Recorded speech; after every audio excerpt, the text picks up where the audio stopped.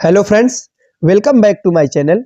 साथियों, हम लोग आज our previous year solve paper के अंतर्गत सामान्य हिंदी के प्रश्नों को सॉल्व करेंगे और आज है 22वां वीडियो। अब तक हमने इस पर कुल 21 वीडियो को अपलोड कर दिया है, जिसके अंतर्गत हमने हिंदी और जीएस के अलग अलग प्रीवियस ईयर पेपर के प्रश्नों को सॉल्व किया था।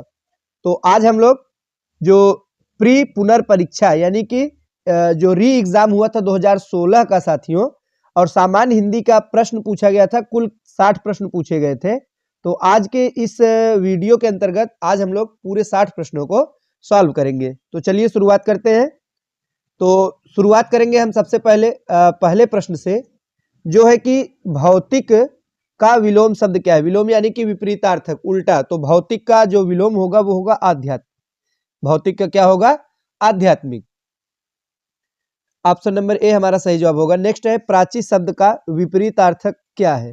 विपरीतार्थक यानी वही विलोम शब्द, यानी कि इसका विपरीत क्या होगा, उल्टा क्या होगा। तो प्राची का जो विपरीत होगा वो होगा प्रतीची। तो क्या होगा साथियों? प्राची का होगा प्रतीची। प्राची यानी होता है पूरब, जो पूर्व दिशा होता है, पूरब जो है प्राची। और प्रतीची यानी होता है पश्चिम। प्रतीची यानी पश्चिम होता है। तो ध्यान दीजिएगा, जब भी आपको प्राची शब्द दिखेगा तो आपको तुरंत साथियों उस समय जान जाना है कि इसका जो विपरीत अर्थक होगा वो होगा प्रतीची। आप देख सकते हैं व्याख्या में दिया भी गया है, प्राची यानी पूर्व, प्रतीची यानी पश्चिम। इसी के साथ ही साथ उदीची यानी उत्तर, अवाची यानी दक्षिण। शायद ये आप लोग नहीं पढ़े होंगे, अगर पढ़े होंगे तो अच्छी बात है, नहीं पढ़े होंगे तो इसको भी जानते रहिएगा। हो सकता है यही प्रश्न परीक्षा में बन जाए और आपके सामने देखने को मिल जाए। तो उदीची का अवाची, उदीची का अवाची, उत्तर दक्षिण। अगला प्रश्न है, समष्टि का विलोम शब्द क्या है साथियों। तो समष्टि का होता है व्यष्टि। समष्टि का व्यष्टि, ऑप्शन नंबर बी हमारा सही जवाब होगा। आगे, निम्नलिखित विलोम शब्दों की दृष्टि से एक युग्म गलत है। कौन सा गलत है? तो आग्रह का विग्रह जो दिया गया, ऑप्शन नंबर सी, ये गलत है। क्यों गलत है? तो आग्रह का जो विलोम होता है वो दुराग्रह होगा, न कि विग्रह। क्या होना चाहिए था? अगर दुराग्रह दिया होता तो हमारा बिल्कुल सही होता। नेक्स्ट है, विलोम शब्द की दृष्टि से इनमें से सही युग्म कौन सा है। सही है आदृत निरादृत। ये बिल्कुल सही है, आदृत निरादृत। पहले में अकीर्ण विकीर्ण है, गलत है, इसका संकीर्ण विकीर्ण होता है। फिर ईप्सित अभीप्सित है, ये गलत है, अनिप्सित होना चाहिए था। दोष सदोष का अदोष सदोष होता है। आइए बढ़ते हैं अगले प्रश्न की तरफ। शुद्ध वर्तनी वाले शब्द का चयन करिए। इसमें से देदीप्यमान किस प्रकार से शुद्ध लिखा जाएगा। तो ऑप्शन नंबर डी आप लोग ध्यान दीजिएगा। और ऐसे प्रश्न रिपीट होते हैं, बार बार रिपीट होते हैं साथियों। तो कैसे करना है आप लोग ध्यान दीजिएगा। द में एक ही मात्रा, यहाँ पे दो मात्राएं नहीं होंगी, ऐ नहीं होगा। दे दी में जो है बड़ी ई की मात्रा, इसको ध्यान दीजिएगा। देदीप्य मान। बार बार जब अभ्यास करेंगे तो ऐसे प्रश्न आपको आसानी से याद हो जाएंगे। आइए देखते हैं अगला प्रश्न क्या है। तो निम्नलिखित वाक्यों में शुद्ध वाक्य है। इनमें से शुद्ध वाक्य है तो यह कविता अनेक भाव प्रकट करती है, ये वाला शुद्ध है, option number C. Option number C. Next है, निम्नलिखित में एक वाक्य शुद्ध है, वो कौन सा है ये हमको बताना है। तो साथियों इसके बावजूद हम लोगों ने हिंदी लिखने में बहुत, हम लोगों से हिंदी लिखने में बहुत भूलें हो जाती है, ये वाला हमारा शुद्ध है। और अन्य वाक्यों में बावजूद के बाद भी, बाद जो भी लगाया जाता है, यही वाला अशुद्ध होगा। नेक्स्ट है कि अशुद्ध वाक्य का चयन करें। तो देश की वर्तमान मौजूदा हालात ठीक नहीं, यही वाला अशुद्ध है। क्यों? क्योंकि साथियों देश की वर्तमान मौजूदा हालात ठीक नहीं है, इसमें जो दिया गया इसका शुद्ध रूप क्या होगा। तो आप देख सकते हैं इसका शुद्ध वाक्य होगा, देश की वर्तमान मौजूदा हालात ठीक नहीं है। इसमें साथियों कुछ त्रुटियां हैं, आप देख सकते हैं। मौजूदा और वर्तमान शब्द एक साथ प्रयुक्त नहीं होते, यही इस यहाँ पे अशुद्धि है। आगे है कि परंपरा से चली आ रही बात, इसके लिए प्रयुक्त होने वाला एक शब्द क्या है। तो कुछ ऐसी बातें होती हैं, जैसे हम कहते नहीं कि ये हमारे जो पूर्वजों द्वारा बनाया गया, यानी कि परंपरा से चली आ रही है। तो इसके लिए साथियों जो एक शब्द प्रयोग होता है उसे कहते हैं अनुश्रुति। कहते नहीं, अनुश्रुति के अनुसार। तो अनुश्रुति यानी परंपरा से चली आ रही जो बात है। इसी के लिए प्रयुक्त किया जाता है। आगे है कि जिसके पास कुछ न हो, वाक्यांश के लिए एक शब्द क्या होगा? तो अकिंचन होगा। जिसके पास कुछ भी नहीं है, इसके लिए एक शब्द होगा अकिंचन, ऑप्शन नंबर बी। स्वेद से उत्पन्न होने वाला, इसके लिए एक शब्द क्या है? तो बड़ा आसान है, स्वेदज। आप इसको अगर आप नहीं इस प्रश्न पढ़े होते तो भी शायद आप अगर प्रेजेंस ऑफ माइंड लगाते तो साथियों सही हो जाता। आप देख सकते हैं, ज मतलब होता है जन्म लेने वाला, तो अंडज यानी अंडे से, तो उभयज होगा नहीं, पिंडज भी नहीं होगा, तो स्वेद कहाँ दिख रहा है आपको? ऑप्शन नंबर ए में दिख रहा है, तो स्वेदज बिल्कुल आसान है। अपरिणीत शब्द निम्नलिखित में से किस वाक्यांश के लिए प्रयुक्त होता है?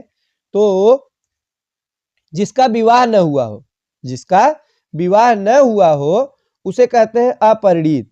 नेक्स्ट है, निम्नलिखित में से किस वाक्यांश के लिए एक शब्द दुर्निर्वार प्रयुक्त होता है?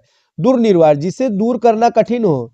दुर्निर्वार यानी जिसे दूर करना कठिन हो उसे दुर्निर्वार कहते हैं। निर्वार यानी कहते हैं निवारण करने के, दूर यानी कि कठिनता से, तो जिसका कठिनता पूर्वक निवारण किया जा सके, यानी दूर करना ही कठिन हो जाए, वो है दुर्निर्वार।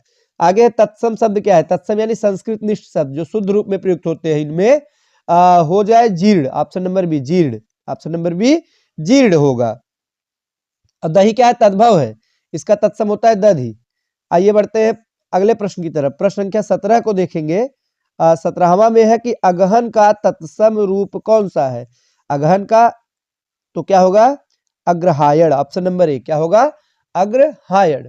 तो अगहन जो हिंदू पंचांग जो हमारा कैलेंडर है, इसका एक महीना होता है, लेकिन साथियों ये बोलचाल की भाषा में अगहन प्रयोग करते हैं, तद्भव है, तत्सम में अग्रहायण कहा जाता है। अगला प्रश्न है कि निम्नलिखित में तद्भव शब्द कौन सा है? तो 14 तद्भव है। तद्भव कौन सा है? 14 तद्भव है। आभ्यंतर का तद्भव क्या होगा? तो आभ्यंतर का तद्भव होता है भीतर। आभ्यंतर का तद्भव क्या होगा? भीतर होगा, ऑप्शन नंबर बी हो जाएगा। करपट का तद्भव क्या है? ये बड़ा अच्छा प्रश्न साथियों, रिपीटेड प्रश्न है। तो करपट का होगा कपड़ा। अगर यहाँ पे आप नहीं पढ़ेंगे तो करपट से मिलता जुलता दिया गया कपट लगा देंगे, जो गलत हो जाएगा। करपट का क्या होगा? कपड़ा। करपट का कपड़ा होगा, ऑप्शन नंबर डी। वह बहुत खाता है। इस वाक्य में बहुत शब्द किस प्रकार का विशेषण है? अनिश्चित परिमाणवाचक विशेषण। देखिए बहुत क्या है? जैसे किसी को कह दीजिए कि बहुत ज्यादा खाता है, तो कोई निश्चित तो है नहीं कितना खाता है, लेकिन परिमाण है, परिमाणवाचक विशेषण है, तो क्या हो जाएगा? अनिश्चित परिमाणवाचक विशेषण होगा। तो आगे निम्नलिखित वाक्यों में वह वाक्य चुनिए जिसमें गुणवाचक विशेषण का प्रयोग किया गया है। तो वह नटखट बालक संगीत नहीं सुन रहा है, यही गुणवाचक विशेषण है। तो क्या है? नटखट जो है ये गुणवाचक विशेषण है। बच्चे की विशेषता कैसा है? बच्चा कैसा है? नटखट है, तो हमारा सही जवाब भी होगा नटखट। आगे है सतीश चंचल बालक है। इस वाक्य में चंचल शब्द क्या है? तो चंचल जो शब्द है ये गुणवाचक विशेष, चंचल विशेषता बता रहा है ना कि बालक कैसा है? चंचल है। नेक्स्ट है कि मानसिक विशेषण किस मूल शब्द से बना है? तो मानस से। मानसिक किससे बना है? मूल शब्द क्या है? मानस है, ऑप्शन नंबर बी। चारित्रिक विशेषण शब्द का मूल शब्द क्या है? चरित्र। ये आसान है साथियों, यानी मूल शब्द, कुछ न कुछ मूल शब्द होते हैं, उनसे बनता है। खेल से खिलाड़ी बन गया, चरित्र से चारित्रिक बन जाएगा, ऑप्शन नंबर ए हमारा सही जवाब हो जाएगा। मीमांसा का सही पर्यायवाची शब्द क्या है? तो पर्यायवाची आप जानते ही होंगे साथियों की जो समानार्थी शब्द है, एक ही शब्द के अलग अलग नाम। तो मीमांसा का क्या होगा? समालोचन, ऑप्शन नंबर सी। मीमांसा का समालोचन, समीक्षा, आलोचना, विवेचना, ये सभी होते हैं। बिजली का पर्यायवाची क्या होगा? सौदामिनी। बिजली का सौदामिनी।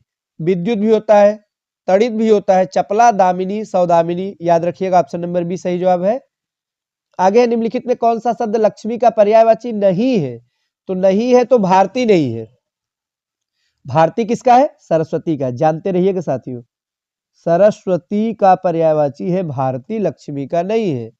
आइए बढ़ते हैं हम अपने अगले प्रश्न की तरफ, जो है कि निम्नलिखित में कौन सा शब्द है कपड़ा का पर्यायवाची नहीं है? तो नहीं है वासन, नहीं है वासन कपड़ा का पर्यायवाची नहीं है साथियों, ऑप्शन नंबर डी। कौन सा शब्द मेघ का पर्यायवाची नहीं है? प्रश्न को पढ़ते समय आपको ध्यान देना है नहीं वाले शब्दों पर। अगर आप जल्दबाजी में पढ़ेंगे तो नहीं वाला शब्द भूलेंगे तो पूरा का पूरा आपका उत्तर गलत हो जाएगा। तो साथियों मेघ का पर्यायवाची नहीं है तो दामोदर नहीं है, ऑप्शन नंबर डी।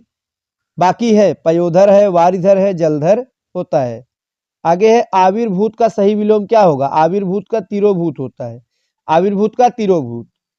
क्षणिक का सही विलोम क्या होगा? क्षणिक यानी क्षण भर के लिए, तो शाश्वत जो हमेशा रहने वाला है उसे कहते हैं शाश्वत। ऑप्शन नंबर बी सही जवाब होगा। अग्रज का विलोम क्या होगा साथियों? तो अग्रज का अनुज होता है। अग्रज का अनुज होता है, ऑप्शन नंबर सी। तो एक युग्म गलत है विलोम की दृष्टि से, कौन सा गलत है? अनुचर परिचर, यही वाला गलत है, ऑप्शन नंबर डी। दोनों का अर्थ सेवक होता है। अनुचर परिचर दोनों का अर्थ सेवक होता है। ये पर्यायवाची टाइप से दिया गया है, यहाँ पे गलत है। विलोम शब्द की दृष्टि से इनमें एक युग्म गलत है। फिर से बताना कौन सा गलत है? आच्छादित परिच्छन्न, ये गलत है, क्योंकि आच्छादित का विलोम अनाच्छादित होगा। वर्तनी की दृष्टि से शुद्ध शब्द कौन सा है साथियों? प्रश्न संख्या 36 में बताना है, तो विवर्त शुद्ध है, ऑप्शन नंबर बी विवर्त शुद्ध है, और बाकी गलत। इसमें देखिए एक अनुग्रहित दिया गया, इसके बारे में हम चर्चा करना चाहेंगे साथियों। बहुत बार बार ये प्रश्न पूछा जाता है, इसका सही क्या होगा? आप लोग याद, पहली बात अनु ध्यान दीजिएगा, अनु उपसर्ग है, न में छोटी की मात्रा, इसको ध्यान दीजिएगा। अब ग्रहित न होकर यहाँ पे गृहीत होता है जब शब्द बनता है, गृहीत, अनुगृहीत। तो ऑप्शन नंबर यहाँ पर जो बी है वो इस प्रश्न का सही जवाब होगा, और अनुगृहीत यहाँ पर सही जो दिया गया है गृहीत होगा। चलिए बढ़ते हैं अगले प्रश्न की तरफ। हमारा जो अगला प्रश्न है, प्रश्न संख्या 37, वो है कि शुद्ध वर्तनी वाले शब्द का चयन कीजिए। तो शुद्ध वर्तनी वाले शब्द का चयन करना है, तो इसमें ऑप्शन नंबर डी जो है वो शुद्ध है, ज्योत्सना। ये प्रश्न भी बार बार रिपीट होता है। तो ज्योत्सना सही रूप से किस प्रकार से लिखा जाएगा आप देख लीजिएगा। आधा त होगा, सभी आधा ही प्रयोग होगा, फिर ना, बाकी ज्यो तो आप जानते ही हैं। ज्योत्सना इस प्रकार से लिखा जाएगा, ऑप्शन नंबर डी। वर्तनी की दृष्टि से कौन सा शब्द अशुद्ध यानी गलत है? उत्कर्षता गलत है, यहाँ उत्कर्ष होना चाहिए था, ऑप्शन नंबर सी गलत है। आगे एक वाक्य शुद्ध है, वो कौन सा है? प्रश्न संख्या 39 में ऑप्शन नंबर ए, प्रत्येक विद्यार्थी को चाहिए कि वह हिंदी की अनेक पुस्तकें पढ़े, यही सही है। बाकी साथियों अनेकों में गलती है, यहाँ भी गलत है, तो सिर्फ सही जो वाक्य है ऑप्शन नंबर ए है। नेक्स्ट है, निम्नलिखित में एक वाक्य अशुद्ध यानी गलत है, वो कौन सा है? तो उसके घर के पास एक मिठाई की दुकान, ये गलत है। क्यों गलत है? एक मिठाई की दुकान नहीं होती है, मिठाई की एक दुकान होती है। यहाँ पे एक जो है, यहाँ पे दुकान के पहले लगना चाहिए। एक मिठाई की दुकान नहीं होती है, दुकान में एक मिठाई थोड़ी मिलती है साथियों, मिठाई की एक दुकान होनी चाहिए थी, तो यहाँ पे सही होता है। नेक्स्ट है, जिसका कोई शत्रु नहीं जन्मा है उसे क्या कहेंगे? उसे कहते हैं अजात शत्रु। क्या कहेंगे? अजात शत्रु। खोज करने वाला, इसके लिए एक शब्द क्या होगा? प्रश्न संख्या 42 है, बताइए। खोज करने वाला इसे कहते हैं अन्वेषक। क्या कहते हैं? अन्वेषक। ऑप्शन नंबर ए हमारा सही जवाब होगा। प्रश्न संख्या 43 है, जिसकी ग्रीवा सुंदर है उसे क्या कहेंगे? तो सुग्रीव। रामायण देखे होंगे साथियों, तो सुग्रीव का अर्थ ही होता है जिसकी ग्रीवा यानी गर्दन सुंदर हो, ऑप्शन नंबर बी। जिसका अनुभव इंद्रियों द्वारा न हो सके उसे क्या कहेंगे? अतीन्द्रिय। अतीन्द्रिय माने इंद्रियों से परे, यानी इंद्रियों से अनुभव ही न हो सके, अतीन्द्रिय होता है। वाक्यांशों और उनके लिए प्रयुक्त शब्दों के निम्नलिखित युग्मों में सही युग्म का चयन करें। लौट कर आया हुआ प्रत्यागत, यही वाला सही है। लौट कर आया हुआ क्या कहेंगे? प्रत्यागत। बाकी देखिए सही क्या होगा? जो स्त्री अभिनय करे उसे कहते हैं अभिनेत्री। जो व्याकरण जानता हो वैयाकरण। जो व्याकरण जानता है उसे क्या कहेंगे? वैयाकरण। आंखों से परे, परोक्ष अप्रत्यक्ष दोनों है, और सामने यानी प्रत्यक्ष। प्रश्न संख्या 46 है, निम्नलिखित में तत्सम शब्द कौन सा है? तो ऑप्शन नंबर डी, ओष्ठ, ये है तत्सम। परिवा का तत्सम क्या है साथियों? तो प्रतिपदा। परिवा का प्रतिपदा, ऑप्शन नंबर सी होगा। प्रश्न संख्या 48 है, तत्सम तद्भव शब्दों का संगत युक्त है, इसमें से कौन सा साथियों सही है, हमको बताना है। जो सही है वो है पर्यंक यानी पलंग, ऑप्शन नंबर सी, पर्यंक यानी पलंग। आइए व्याख्या में देखिएगा, यहाँ पे दिया गया है बाकी का शुद्ध रूप। सत्तु जो दिया गया है, सत्तु होगा सत्य सच, घोटक घोड़ा, घटका घड़ा। आगे है, निम्नलिखित में तद्भव शब्द है, तो ऑप्शन नंबर ए, आंसू जो दिया गया है वो तद्भव है। यहाँ अश्रु होता तो तत्सम होता। कपित्थ यानी क्या होगा? कपित्थ का तद्भव कैथा, कपित्थ का कैथा, ऑप्शन नंबर बी। निम्नलिखित में कौन सा शब्द विशेषण, गुणवाचक विशेषण कौन सा है? उचित जो है ये गुणवाचक विशेषण है। कैसा विशेषण है? गुणवाचक विशेषण है। आगे है कौन सा विशेषण संज्ञा से नहीं बना है? सुंदर जो दिया गया ऑप्शन नंबर सी में, सुंदर जो है ये संज्ञा से साथियों नहीं बना हुआ है। नेक्स्ट है निम्नलिखित में से किस वाक्य में उत्तम अवस्था गुणवाचक विशेषण विशेष का प्रयोग किया गया है? तो परमानंद कक्षा में सबसे होशियार छात्र, यही ऑप्शन नंबर ए, परमानंद कक्षा में सबसे होशियार छात्र है। आइए देखते हैं हमारा अगला प्रश्न क्या पूछा गया है। नेक्स्ट साथियों, सौर किस मूल शब्द से बना विशेषण है? बड़ा आसान है। सौर क्या है? तो सूर्य से संबंधित है। मूल शब्द क्या है? सूर्य। ऑप्शन नंबर सी सही जवाब होगा। आगे कौन सा शब्द विशेषण है? विशेषण है आग्नेय। अग्नि से बना आग्नेय, इसका जो है तत्सम होता है अग्नि और तद्भव में होगा आग। आकाश का पर्यायवाची शब्द क्या है? तो शून्य होता है। नभ होता है, गगन होता है, शून्य होता है, अंबर होता है, व्योम, इस प्रकार से इसके पर्यायवाची शब्द होते हैं। सोना का पर्यायवाची क्या होगा साथियों? सोना का होगा कनक। कनक कनकते सौगुनी मादकता अधिकार पढ़े भी होंगे। तो सोना का पर्यायवाची यानी कि समानार्थी, जिसका अर्थ एक ही हो, एक ही शब्द के अलग अलग नाम। तो सोना को कनक भी कहते हैं, स्वर्ण भी कहते हैं, सुवर्ण भी कहेंगे, और क्या कहेंगे? पुष्कल कहते हैं, हेम कहते हैं, हाटक भी कहते हैं, कंचन कहते हैं। तो कंचन मृग आप रामायण में देखे होंगे, सोने का मृग जो था, तो ये सभी सोने के पर्यायवाची हैं। अगला प्रश्न है, उसके प्राण पखेरु उड़ गए। इसमें पखेरु किसका पर्यायवाची है? पखेरु जो है साथियों ये पक्षी का है। पखेरु किसका है? पक्षी का है।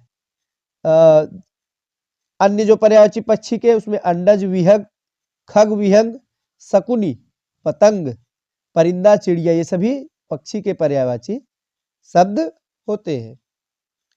आगे निम्नलिखित में कौन सा शब्द है चंद्रमा का पर्यायवाची नहीं है? तो सलिल नहीं है। सलिल नहीं है। पानी का पर्यायवाची सलिल होता है, चंद्रमा का नहीं होता है। हमारा आज का अंतिम प्रश्न है साथियों, निम्नांकित शब्दों में एक शब्द माता का पर्यायवाची नहीं है, वो कौन सा है?